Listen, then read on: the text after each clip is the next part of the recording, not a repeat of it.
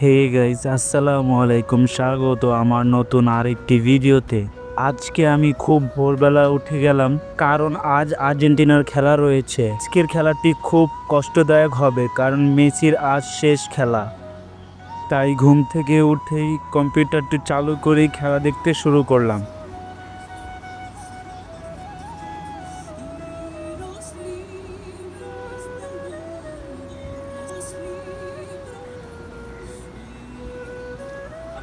ভোর 5:30 মেসিদের খেলা শুরু হয়ে গেল।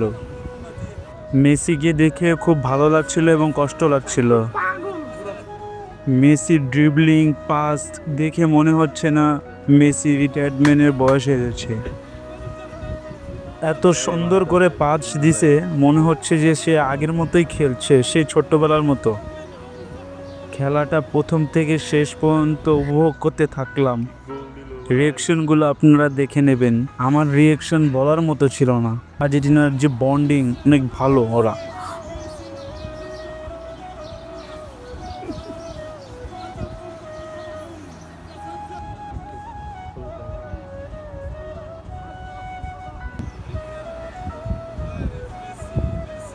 দেখতে দেখতে ম্যাচটি শেষ হয়ে গেল।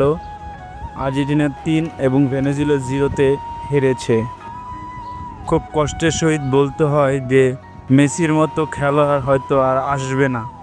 তাই মেসির খেলাটা খুব মন ভরে উপভোগ করলাম এবং মন খারাপও লাগলো। খেলা শেষে মুখ হাতটি ধোয়ার জন্য রেডি হয়ে নিলাম। ব্রাশে পেস্ট লাগিয়ে তারপর আমি গোসলখানায় চলে গেলাম। মুখ হাতটি ধুয়ে তারপর আমি মুখ হাতটি মুছে নিলাম। তারপর আমি ফ্রেশ হয়ে খাবারের জন্য রেডি হলাম। আজ আমাদের বাসায় রয়েছে পরোটা, ডিম ভাজি আর আলু ভাজি, যা আমি মন মতো খেয়ে নিলাম। খাওয়া শেষে হাত মুখটি মুছে নিলাম। তারপর একটু পানি খেলাম। এরপর কিছুক্ষণ বিশ্রাম নিলাম।